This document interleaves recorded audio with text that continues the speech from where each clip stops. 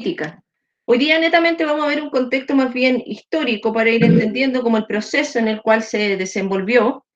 Y ya las próximas clases, después de la evaluación que tenemos el jueves, vamos a ir viendo, ¿no es cierto?, las críticas que se le pueden realizar a este movimiento. Hay gente que se declara feminista, otra gente que no. Personalmente yo no me declaro feminista, por ejemplo, aunque me eche todo Chile encima o muchas de las mujeres de Chile encima. Yo no soy feminista. Pero eso es una cuestión personal, ¿no es cierto? Hoy día vamos a ver netamente la parte objetiva de cómo se ha ido desarrollando este movimiento. Estamos en la clase de tercero medio lectivo de filosofía política, la clase 79 ya.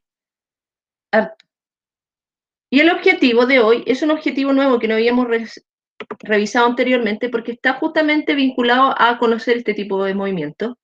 Y dice, investigar problemas asociados relacionados con sus contextos y la desigualdad de género, considerando diversas perspectivas filosóficas, cuidando la rigurosidad argumentativa, proponiendo soluciones para su mejora y utilizando diferentes formas de expresión. Ya. Vamos a ir viendo uno a uno estas cosas, ¿no es cierto? Y ver la posibilidad de si podemos reflexionar sobre mejoras al respecto. Bueno, sobre el feminismo hay mucha cosa que uno puede encontrar, ¿no es cierto?, en internet y tal vez va a ser más claro de la exposición que puedo realizar yo incluso. Sin embargo, el discurso que se concibe desde el feminismo, ¿no es cierto?, parte haciendo alusión, ¿no es cierto?, a que la historia siempre ha sido construida desde una perspectiva natural en la cual se identificó al hombre como el género fuerte, ¿no es cierto?, y a la mujer como un ser débil e inferior. Históricamente eso efectivamente no se podría desmentir, fue así, hay, ¿no es cierto?, reporte, hay autores, filósofos, desde Platón hasta Kant, donde aparece, ¿no es cierto?, la mujer considerada como un ser inferior, incluso desde la perspectiva intelectual. Esto, dicen los feministas, ¿no es cierto?, le ha dado al hombre la supremacía en aspectos tales como organización política, educacional y cultural, siendo la mujer relegada a aspectos de la casa como la crianza de los hijos. La satisfacción sexual del hombre, ¿no es cierto?, y el hecho de que generara, ¿no es cierto?, alimentos, de que se encargara de las labores domésticas, la limpieza, etc. Eso tampoco lo podríamos negar, efectivamente se dio una concepción de roles, ¿no es cierto?, en la cual desde la perspectiva histórica, el hombre en una primera instancia gestó, ¿no es cierto?, que la mujer se quedara en casa y él fuese a buscar o a recolectar, ¿no es cierto?, los alimentos para la supervivencia. Ese es así parte el relato propiamente tal, en considerar, ¿no es cierto?, a la mujer como un sexo débil respecto al hombre. Esa es una visión netamente natural. Para hablar o entender el concepto de natural, uno inmediatamente como que piensa, es que es biológico. Efectivamente, la naturaleza está completamente enraizada en los aspectos biológicos que yo tengo. Y desde la biología, efectivamente hay diferencias, ¿no es cierto? Un hombre tiene una condición ya hormonal diferente a la mujer y las diferencias no son netamente los órganos sexuales. Hay cerca de 6.000 diferencias cromosomáticas entre hombres y mujeres al momento de que se dividen, ¿no es cierto?, los sexos, incluso cuando están en el útero. Entonces es una cosa bastante más compleja. Pero bueno, sigamos. Así, ¿no es cierto?, desde esta perspectiva en la cual el feminismo reconoce en su discurso, ¿no es cierto?, que la mujer ha sido concebida siempre como un ser inferior, parte una primera ola de feminismo, que en el fondo, después de la Revolución Francesa, busca reivindicar, hay un error, reivindicar, ¿no es cierto?, los derechos civiles para la mujer. En el fondo, la crítica que se hacía, ¿no es cierto?, con una autora bastante importante que se llama Olympe de Gouges, era establecer, ¿no es cierto?, que las mujeres también tenían derechos y también tenían que ser consideradas como ciudadanas, porque como en el manifiesto que apareció después de la Revolución Francesa, en la cual se buscaba la igualdad, ¿no es cierto?, de los ciudadanos, la mujer quedaba como excluida, ¿no es cierto?, de estos derechos civiles a los cuales podía, ¿no es cierto?, siempre aspirar solamente el hombre. De hecho, esta autora, Olympe de Gouges, establece, ¿no es cierto?, y escribe un texto que se llama Declaración de los Derechos de la Mujer y de la Ciudadana. El primer manifiesto que podríamos decir, o la primera como considerada mujer que preconizó el feminismo, ¿no es cierto?, es la señora Mary Wollstonecraft, no sé cómo se pronunciará eso realmente, y es desde el mismo siglo XVIII, y establece, ¿no es cierto?, la vindicación de los derechos de la mujer, en la cual establece un punto central, que es el que se arrastra, yo creo que para entender todo el movimiento feminista, y tiene que ver con que las diferencias entre hombres y mujeres son netamente culturales y no naturales.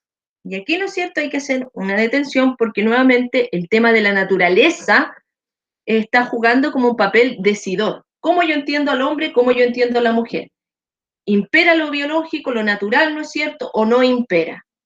Y acá, ¿no es cierto?, esta autora, en este texto donde busca nuevamente establecer los derechos civiles, señala que las diferencias no son naturales, no son tan importantes, ¿no es cierto?, sino que son netamente culturales. Por lo tanto, ella preconiza, ¿no es cierto?, que tiene que haber una apertura o un cambio en la educación.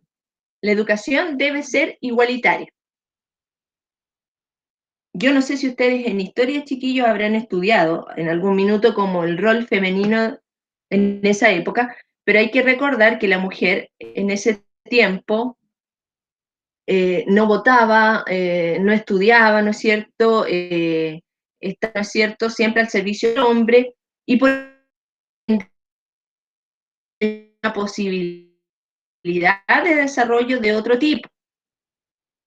Frente a eso, ¿no es cierto?, se trató de establecer en primera instancia esta condición. Sin embargo, no fue muy bien recibida por la ciudadanía, obviamente desde el ala más masculina, y no fue permitido, ¿no es cierto?, este tipo de percepción de una sociedad más igualitaria. Ahí está el Diego, espérenme un segundo.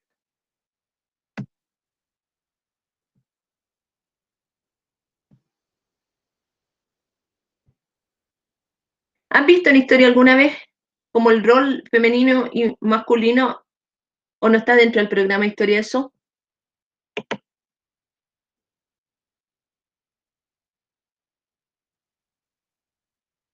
¿Sí?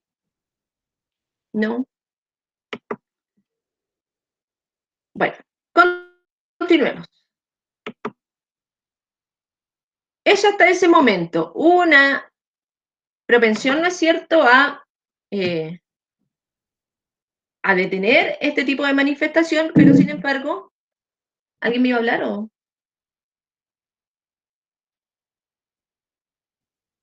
Pero sin embargo, esto generó, ¿no es cierto?, que en vez de acallar, ya no lo han visto, en vez de acallar esta voz femenina que surgió, se levantaron, ¿no es cierto?, otras mujeres para apoyar el hecho de reivindicar derechos. Y aquí aparece, ¿no es cierto?, la segunda ola de feminismo que surge en Estados Unidos específicamente y se traspasa a Inglaterra con una señora que se llamaba Lucretia Mott y Katie State. Esto, ¿no es cierto?, en 1848 ellas exponen en la Declaración de Sentimientos, en la cual nuevamente buscan reivindicar los derechos civiles. ¿Qué es lo que pasa con la segunda ola del feminismo? ¿O por qué es tan importante? Estas dos mujeres, ¿no es cierto?, eran pro abolición de la esclavitud y figuraron mucho, ¿no es cierto?, en ese ámbito. Al ver, ¿no es cierto?, que la esclavitud generaba también, no necesariamente, perdón, estaba también dada solamente a la condición de color o de etnia, también se dieron cuenta que las mujeres tenían un cierto grado de esclavitud en una sociedad en la cual no se les permitía, ¿no es cierto?, tener ciertos derechos a los cuales aspiraban o tenían los hombres por naturaleza, por decirlo de alguna manera. Frente a eso, la lucha de ellas, ¿no es cierto?, en la cual viajan a Inglaterra y promueven su movimiento allá, es tener libertad de educación, es decir, poder ingresar a estudiar y también votar, al igual como tienen, ¿no es cierto?, los hombres la posibilidad de votar. Hasta esa época, ¿no es cierto?, no estaba la posibilidad de que la mujer pudiera votar y elegir representantes. Gracias a ella y a esta segunda ola de feminismo, se gesta, ¿no es cierto?, la posibilidad de que la mujer se incorpore a las elecciones y pueda decidir, ¿no es cierto?, a través del voto. Por eso es sumamente importante esta segunda ola del feminismo. Tanto la primera y la segunda ola de feminismo buscan netamente reivindicar derechos sociales, derechos civiles, mejor dicho. ¿Qué quiere decir esto? Que en cierta medida tanto hombres como mujeres tengan las mismas condiciones para, ¿no es cierto?, desarrollarse en el plano social. ¿Hasta ahí? ¿Dudas?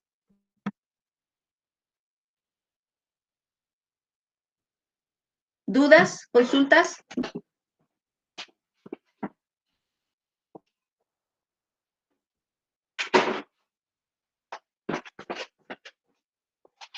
¿No? Por ejemplo, lo primero que tienen que entender, está claro, perfecto. Lo primero que tienen que entender es que la primera ola, ¿no es cierto?, surge como un rechazo a lo que salió de la Revolución Francesa, en la cual los derechos, ¿no es cierto?, que se establecían entre igualdad, entre los ciudadanos, no incluían las mujeres. Esto hace que, ¿no es cierto?, se genere un rechazo a esa como manifestación y aparece por primera vez esta voz de que las mujeres tienen que estar incorporadas en los derechos civiles.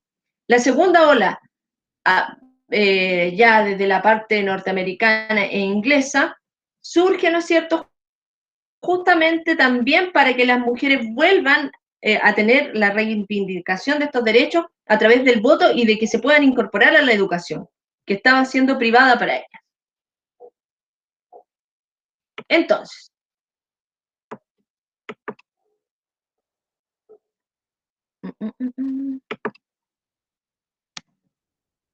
finalmente, después de la lucha que se gestó, ¿no es cierto?, se concibió y se logró, ¿no es cierto?, que las mujeres ingresaran o pudieran votar en diferentes naciones. Eso fue una lucha bastante lenta, pero se consiguió al final en todos los países, si no, no tendríamos, ¿no es cierto?, nosotros la posibilidad de votar. Y esta ya es más compleja, porque aquí ya pasamos a la tercera ola del feminismo y aquí aparecen ciertas concepciones que tienen que ver con estructuras o formas de entender la filosofía o la forma de concebir la mujer un poco más compleja que la primera y la segunda ola, que estaban netamente orientadas perdón, a la reivindicación de derechos civiles dentro del contexto legal, ¿no es cierto?, y dentro del contexto social, que por lo demás fue sumamente positivo para las sociedades. Pero en la tercera ola, ya a pesar de que la mujer había conseguido, ¿no es cierto?, esta posibilidad de estudiar, de incorporarse, ¿no es cierto?, a ciertos derechos civiles que habían buscado en la primera y segunda ola, aparece después de la Segunda Guerra Mundial con una autora que es francesa, que es Simone de Beauvoir, que es muy famosa, está como de moda incluso en poleras, y porque es como la autora feminista que la lleva. A pesar de que ya está fallecida, ella era casada con un filósofo francés también, Jean-Paul Sartre, y ambos eran, ¿no es cierto?, o tenían una tendencia más bien de filosofía existencial. ¿Qué es lo que propone Simone de Beauvoir en su libro, en el texto más conocido de ella, que se llama El segundo sexo? Ella ahí, ¿no es cierto?, descubre que a pesar de que se ha gestado mucha apertura en el campo de lo femenino, ¿no es cierto?, hay ciertas cosas que todavía a la mujer no le permiten, ¿no es cierto?, un desarrollo acabado. Y estas cosas pasan por un aspecto cultural social. Ella también vuelve a negar como el aspecto natural respecto al ser mujer, porque con una frase que dice que la mujer no nace, sino que se hace. Uno no nace mujer, sino que se hace. No se define a la mujer por lo biológico, sino por los roles que vienen dados por la sociedad. Eso es como lo medular de esta autora. Y de ahí, ¿no es cierto?, empieza a como profundizar en cómo son dados estos roles por la sociedad. Y los roles vienen dados por lo que ella concibe como la masculinidad. Y esta masculinidad es netamente el rol masculino del hombre que ella va a denominar dentro de la sociedad como un androcentrismo. Las sociedades están como compuestas por una forma en que el hombre las concibe, como el hombre las, entre comillas, las organiza, las prefigura. Y frente a esto, ¿no es cierto?, frente a este androcentrismo, es el hombre quien establece normas de lo que son roles adecuados o no. Esto impide, según Simone de Beauvoir, que la mujer, ¿no es cierto?, siendo un sujeto, se pueda asumir como tal frente a la sociedad. Se asume por lo dicho por el hombre, por la norma masculina, no ella como sujeto propiamente femenino. Es decir, dice acá, asumiéndose solo con el rol que espera lo masculino de ella. Veamos un ejemplo. La mujer, como lo otro de lo masculino, no posee una condición de subjetividad validada por sí misma, es decir, es como un ente borroso, cómo viene dado el rol de la mujer respecto a lo masculino, de acuerdo a roles asumidos, que puede ser la mujer sexy, curvilínea, ¿no es cierto? Esta mujer que es voluptuosa, pero que a la vez es virtuosa, hacendosa, y un montón de, o sin número de, como adjetivos que le podríamos dar.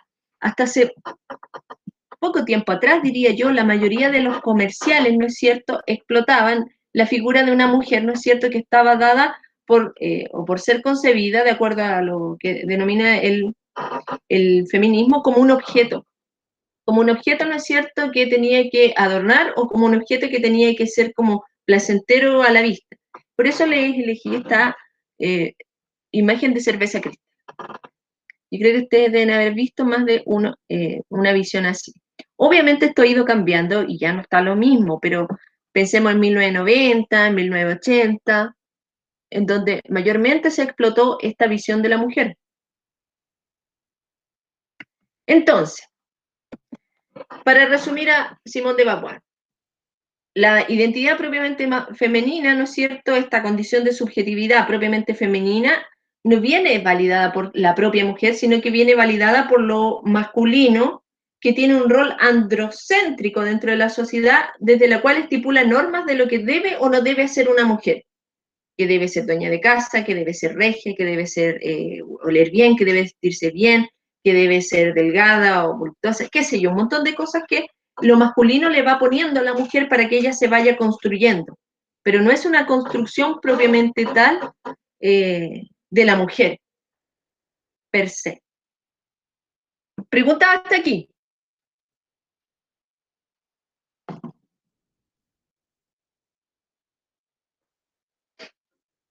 ¿Dudas?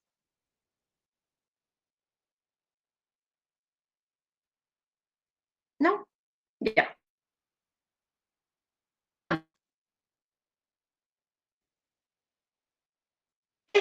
Esta autora, ¿no es cierto?, francesa, gestó, ¿no es cierto?, que aparecieran diferentes posturas feministas. El feminismo no podríamos definirlo ahora como solamente una postura política, porque tiene diferentes como vertientes, como bien amplio, existen diferentes movimientos feministas. Pero vamos a recalcar acá dos que son sumamente importantes, y el de 1963, que es la incorporación del feminismo liberal a través de Betty Friedan, es sumamente relevante porque también propone, ¿no es cierto?, insertar a la mujer dentro de un campo laboral, dentro de un mercado laboral, desde el cual, ¿no es cierto?, ella pueda asumir también cargos de poder.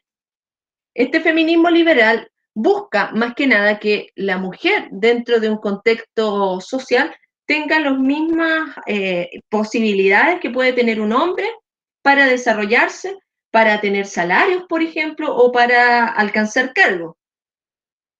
He sabido en diferentes cargos, ¿no es cierto?, se opta más por hombres que por mujeres, o diferentes desigualdades en los, ¿cómo se llama?, en los sueldos. De hecho, la ISAPRES, por ejemplo, le cobran más a la mujer que al hombre porque en el fondo la mujer puede llevar embarazo, otro tipo de enfermedades, ¿no es cierto?, y es como más costosa. Y para este feminismo liberal lo que busca es que esas desigualdades propiamente sociales no se produzcan.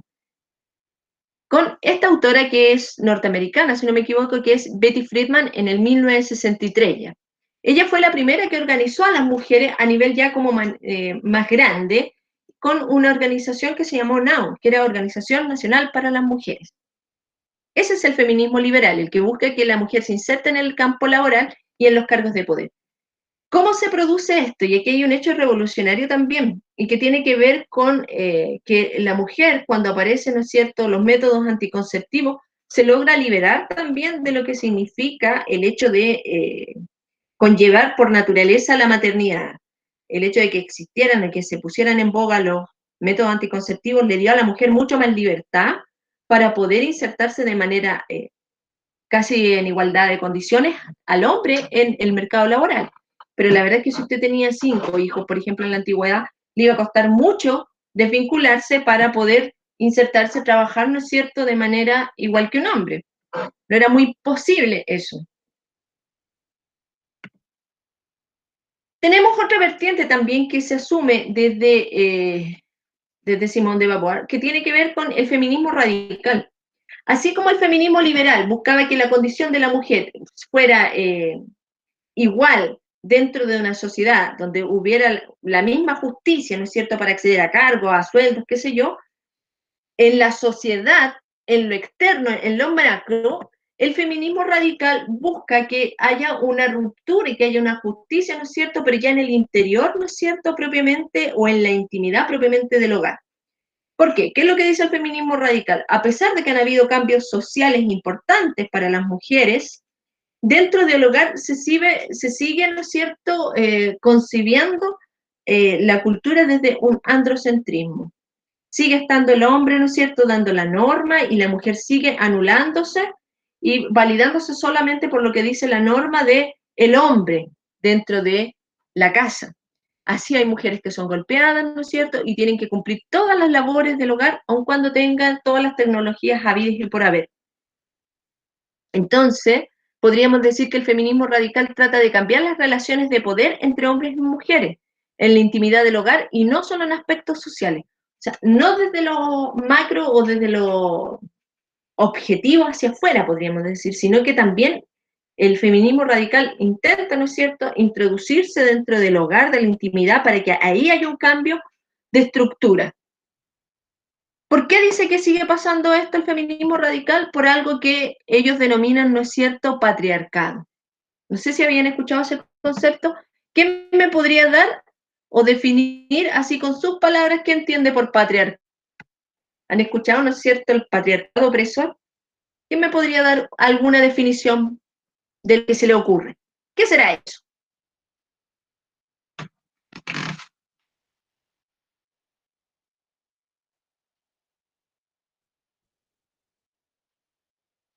¿No lo habían escuchado? ¿El patriarcado?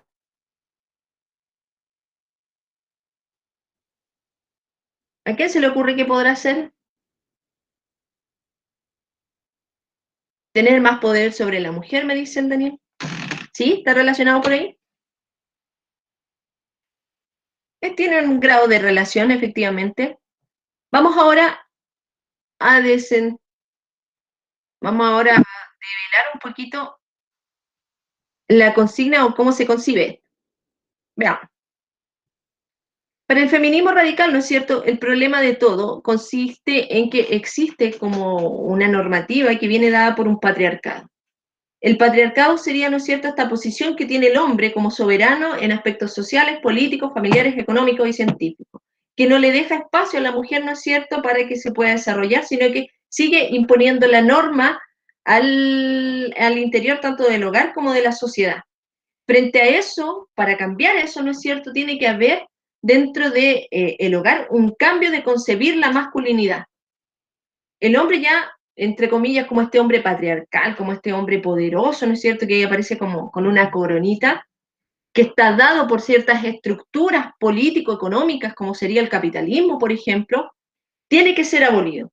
Y por eso el feminismo radical, ¿no es cierto?, preconiza dentro de sus consignas que el sistema capitalista tiene que ser erradicado para abolir esta construcción, ¿no es cierto?, que en cierta medida es cultural, pero que también fomenta el sistema económico, que sería el patriarcado. El capitalismo generaría, ¿no es cierto?, a partir de la familia, un constructo opresor a la mujer.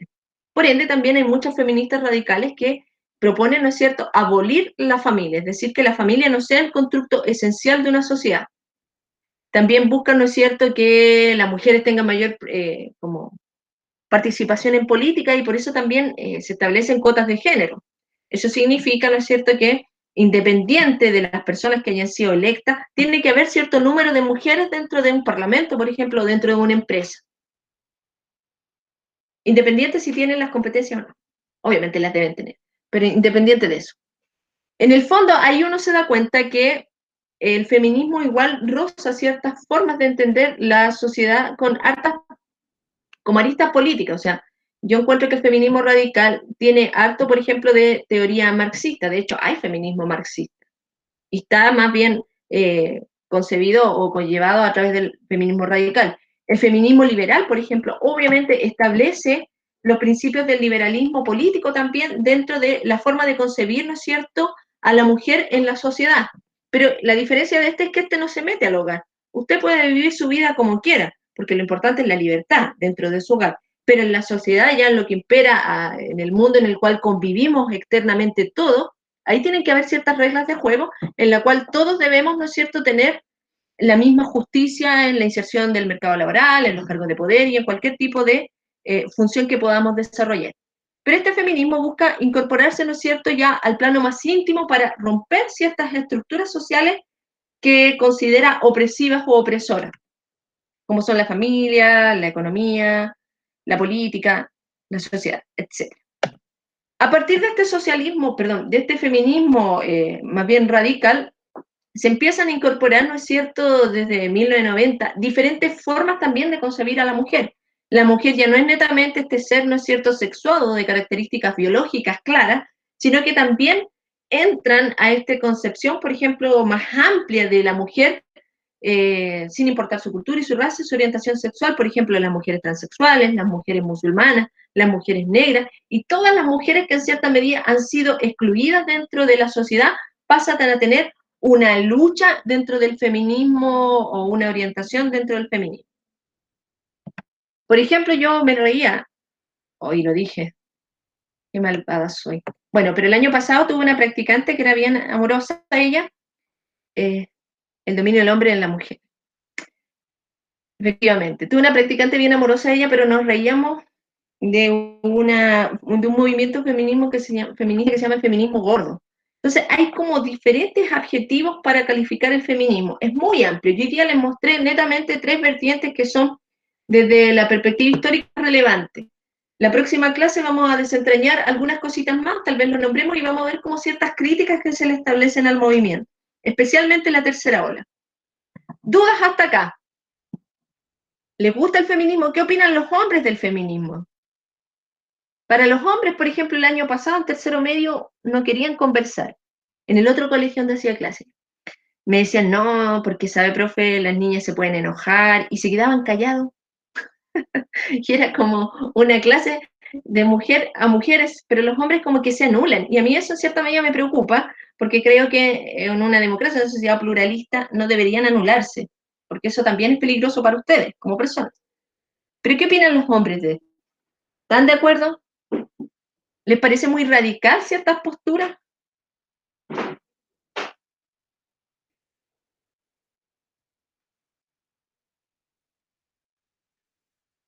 Es, sí, es muy extremista, ¿no? Vamos a ver la próxima clase. Hay uno, ya, bien, interesante las opiniones. Vamos a ver la próxima clase en ejemplos que tengamos, como por ejemplo se radicaliza ciertas situaciones y es bien interesante de analizar desde la perspectiva sociológica. Ya, chiquillos, los dejo entonces. Recuerden que el jueves vamos a hacer un análisis de Venezuela y sobre los derechos humanos en ese país. Así que por favor conéctense a la hora que empieza la clase, que es a las 10 para las 11. ¿Ya? Cuídense mucho. Nos vemos el jueves. Que estén muy bien. Que llegó mi hijo acá. Ya no aguantó sin mamá. Chao, niños.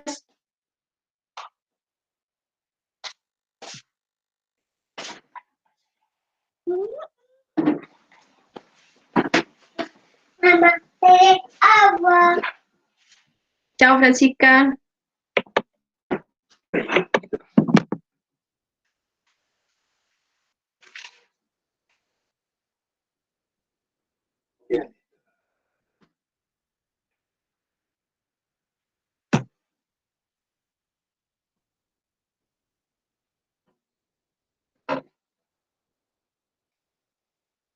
Sí, lo puedo.